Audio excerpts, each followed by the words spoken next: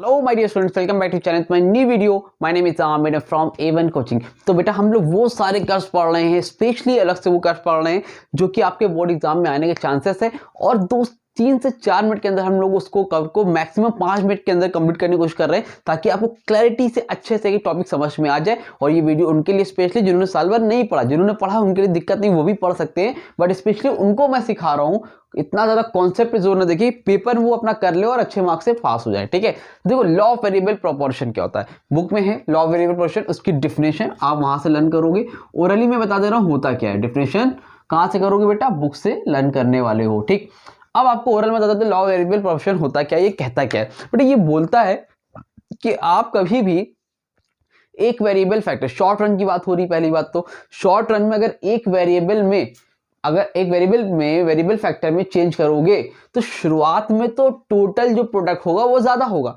लेकिन धीरे धीरे वो कम होने लगेगा। क्या होने लगेगा, कम होने लगेगा। मतलब अगर मान लो एक मशीन है ना, उसमें एक लेबर काम करता है तो प्रोडक्शन मान लो 100 होता है। 2 काम करेंगे तो 150 होगा, 3 काम करेंगे मान लो तो 300 होगा, 4 करेंगे तो 350 होगा, 5 करेंगे तो 310 होगा, 390 होगा। लेकिन फिर 6 होगा तो एक 390 होगा, 7 होगा तो 350 होगा, 8 होगा तो 300 होगा। मतलब ये बोल रहे हैं कि जरूरत से ज्यादा जब करोगे, अगर आप पहले 1-2 लेबर बढ़ाओगे तो टोटल प्रोडक्शन बढ़ेगा, लेकिन जब जरूरत से ज्यादा लोग एक जगह पे बिना वजह बिना बात के डाल दोगे तो फिर उसमें प्रोडक्शन अपने आप धीरे धीरे बढ़ेगा और फिर बाद में कांस्टेंट होके घटने लगेगा। समझ में आई बात। लॉ ऑफ वेरिएबल प्रोपोर्शन बोलता है कि अगर आप कभी भी वेरिएबल फैक्टर में चेंज करते हो तो शुरू में वो बढ़ेगा, लेकिन बाद में एक टाइम के बाद वो कांस्टेंट होके घटने लगेगा। समझ में आ रही बात। तो इसको हम लोग बोलते हैं लॉ ऑफ वेरिएबल प्रोपोर्शन। तो किसी भी चीज में जरूरत से ज्यादा चीजें करोगी तो अपने आप घटने लगेगा। ठीक है, मेन इसका होता है बेटा आपका कर्व। अब मीनिंग तो याद कर लोगे बुक से, कर्व बनाओ 6 नंबर क्वेश्चन में 3 नंबर पाओ। समझ में आ रही है, ये स्कीम चल रही है। कर्व बनाओ 6 में 3, 4 में 2, कर्व का आधा नंबर मिलने वाला है। ठीक है, लॉ ऑफ वेरिएबल प्रोपोर्शन में करोगे क्या, लॉ ऑफ वेरिएबल प्रोपोर्शन में आपको टीपी, एपी एंड एमपी तीनों का एक साथ में दिखाना होता है। ठीक है, कैसे बनता है आपको पता है, एक बार देखो फिर से। अलग अलग मैंने बताया था अभी लास्ट वीडियोस में, अब देखो कैसे। ये हो गया आपका, ठीक है, ये हो गया आपका एक्स एक्सिस, ये हो गया आपका वाई एक्सिस, ये हो गया बेटा आपका ओरिजिन पॉइंट। यहां पे लिया आपने, यहां पे आप ले लो टीपी, इस साइड आप ले लो यूनिट।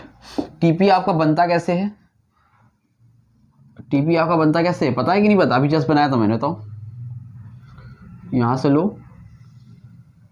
और ये इस तरह से आपको दिखाना। ये हो गया बेटा आपका टीपी। क्या हो गया आपका टीपी भाई, शुरू में बढ़ेगा फिर धीरे धीरे धीरे बढ़ेगा, फिर इस तरह रुक जाएगा। फिर आप यहाँ पे नीचे आओ और फिर इसी से सेम लाइन इसी तरह बनाना। ठीक है, बोर्ड छोटा है तो बोर्ड में दिक्कत होती है, ताकि आपको दिख सके, आप लोग थोड़ी बड़ी लाइन बनाना। ठीक है, एक्स और वाई। अब एमपी कैसे बनेगा, यहीं से एक लाइन जहां पे मैक्सिमम है वहां से एक लाइन लेके आओ सीधी सादी ये। ठीक है, और जिस पॉइंट पर कट हो तो वहीं पास से आप ले जाओगे और यहां से ऐसे करके ले जाओगे। ठीक है, ये हो गया आपका एमपी। क्या हो गया आपका बेटा एमपी, और यहीं पास से आपको एपी ले जाना है, तो एपी आप यहां से ले जाओगे ऐसे, फिर यहां पे हो जाएगा आपका एपी। समझ में आ रही बात। तो ये टीपी, एमपी और एपी, क्लियर है, समझ में आ रही बात। क्या किया मैंने, फिर से देखो, यहां से आपने लिया, ये हो गया आपका टीपी, फिर आपने यहां से किया, ये हो गया आपका एमपी, और फिर यहां से आपने ले गए एपी। यहां से आप लेके आए थे, ये हो गया, फिर आप यहां से लेके आए थे, और फिर आप यहां से लेके आओ, 3 पॉइंट लेके आना। ये समझ में आई बात। तो यहां पे देखो ले आओ, जहां से कट हो रहा है यहां से एक लाइन और लेके जाओ इस तरह से, देख रहे हो, ये हो गया। और एक जहां से ये चेंज हो रहा है, जहां से इस तरह ऊपर गया है वहां पास से भी एक लाइन लेके आओ।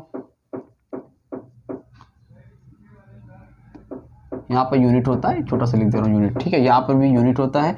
ये किसका है, एपी एंड एमपी का। समझ में आई बात क्या हुआ। तो अब ये देखो इस तरह से ये पॉइंट है जहां से कट हो रहा है, इसको हम लोग बोलते हैं पॉइंट ऑफ इन्फेक्शन। क्या बोलते हैं, पॉइंट ऑफ इन्फेक्शन। यहां से मूवमेंट आपको देखने को मिल रही है। ठीक है, ये हो गया, समझ में आई बात। अब देखो इसमें 3 स्टेज होते हैं, यहां से लेकर यहां तक पूरा क्या है, स्टेज फर्स्ट है। ये वाला जो है ये क्या बेटा, स्टेज सेकेंड है। और इधर वाला पोर्शन क्या है, स्टेज थर्ड है। 3 स्टेजेस में काम होता है, ठीक है, समझ में आया? कितने स्टेजेस में, 3 में, मतलब इतना आपका फर्स्ट है, ये सेकेंड है, ये आपका थर्ड है। किया क्या, एक रफली फिर बना के आपको दिखाता हूँ, ताकि आपको रफली वाला मैं फिर से बनाता हूँ, देखो कितना आसान है। ये लिया, ये लिया, ये लिया, ये लिया, टीपी को आपने यहां से लिया, यहां पे ले गए, टीपी हो गया। यहां से लेके आए नीचे, यहाँ एमपी हो गया। फिर आप यहां लेके आए, एमपी हो गया।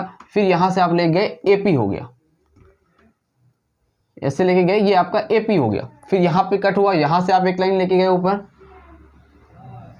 फिर आप यहां पे लेके गए, 3 हो गया, खत्म। देखो कितना आसान है, इस तरह से बन गया। ये स्टेज फर्स्ट है, ये सेकेंड है, और ये थर्ड है। बताओ क्या दिक्कत है? ये पॉइंट ऑफ इन्फेक्शन यहाँ पे लिख के दिखा दो, कितना आसान, आसानों में आसान। समझ में आ रही बात? क्लियर हुई? ये समझ में आया? हाँ सर, आ गया। अब इसके 3 स्टेज, उसको एक्सप्लेन करना पड़ता है, समझ लो। स्टेज फर्स्ट में सबके बारे में बताना पड़ेगा तुमको। स्टेज फर्स्ट में तो क्या हो रहा है, टीपी इंक्रीज हो रहा है। टीपी जो हो रहा है, बच्चों हो रहा है, बताओ, टीपी इंक्रीजिंग, टीपी क्या हो रहा है बेटा, बढ़ रहा है, ठीक है। एंड उसके बाद इंक्रीज हो रहा है, फिर आफ्टर सम टाइम क्या हो रहा है, कंटिन्यूअसली बढ़ रहा है, continuously increasing. in the starting TP is increasing and after that continuously increasing at diminishing rate। कौन से रेट से, डिमिनिशिंग रेट से, मतलब फिर बाद में देखो बढ़ तो रहा है यहाँ पे, फिर लेकिन बाद में धीरे धीरे धीरे धीरे धीरे बढ़ रहा है। समझ में आ रही बात? और स्टेज सेकेंड में टीपी क्या कर रहा है, स्टेज सेकेंड में टीपी बढ़ रहा है, अभी भी बढ़ रहा है, TP increasing at diminishing rate, from diminishing rate लिख लो, at diminishing rate, and reach maximum, मतलब जहां पे मैक्सिमम है, अपने यहाँ पे मैक्सिमम पे पहुंच गया। देख रहे हो, यहाँ पे स्टेज सेकेंड में मैक्सिमम में पहुंच गया। और स्टेज थर्ड में क्या हुआ बेटा, स्टेज थर्ड में टीपी के साथ क्या हो गया, टीपी डिक्रीज होने लगा। क्या होने लगा, डिमिनिशेस, यानी कि डिक्रीज होने लगा। एमपी में क्या हो रहा है, एमपी पहले ही में ही फर्स्ट स्टेज में ही बढ़ रहा है, फिर मैक्सिमम पर पहुंचा, और फिर वहीं पर ही क्या हो गया, डिक्रीज हो गया। ठीक है, ये बुक देखो, आपके बुक में यहाँ पे ये कर्व बना हुआ है ना, वहां पे तीनों में डिफरेंस दिया हुआ है, बुक से देखना आपको दिख जाएगा। ठीक, तो इसको तीनों को पढ़ लेना, पहले बढ़ रहा है, फिर मैक्सिमम हुआ, फिर घटने लगा, फिर उसके बाद सेकेंड स्टेज में कंटिन्यूअसली घट रहा है और 0 पे पहुंच गया, और तीसरे स्टेज में एमपी क्या हुआ, निगेटिव हो गया, और एपी में क्या हुआ, बढ़ रहा है और मैक्सिमम पर पहुंच गया पहले स्टेज में। सेकेंड स्टेज में जो है घटना स्टार्ट हो गया, और तीसरे स्टेज में घट ही रहा है लेकिन निगेटिव में नहीं गया। तो ये आपको तीनों चीज लिख के आनी है, लिखने का कोई मतलब नहीं, बोल दिया है, बुक है आपके पास। देखो मेन काम मेरा आपको कर्व सिखाना, रिलेशनशिप भी मैं फ्री में आपको बता दे रहा हूँ कि भैया चलो हो जाए काम। ये सीरीज जो है स्पेशली वो कर्व के लिए, ठीक है। उम्मीद करता समझ में आएगा, स्क्रीनशॉट लो, पेपर में आएगा तो 6 नंबर का आएगा। आप कर्व बनाओगे, रिलेशनशिप बताओगे और एक्सप्लेनेशन डालोगे, एक्स एक्सिस पे क्या है, वाई एक्सिस पे क्या है, ये क्या है, ये क्या है। इस पे मैंने लास्ट वीडियो में ऑलरेडी चैप्टर एक्सप्लेनेशन में बताया कि आपको आंसर कैसे लिखना है, ठीक है। नहीं देखा तो उस वीडियो को देखो। उम्मीद करता समझ में आएगा। वीडियो चलिए, वीडियो को लाइक करो, दोस्तों को अपने शेयर जरूर करो, क्लासमेट को अपने शेयर करो, जो कर्व से डरते हैं उनको प्लीज शेयर करो, और मुझे भी मोटिवेशन मिलेगा, उनके लाइक कमेंट आएंगे, और इसी तरह आप लोगों के लिए वीडियोस में लाता रहूंगा, ठीक है। मिलते हैं न्यू वीडियो में, तब तक के लिए थैंक यू सो मच।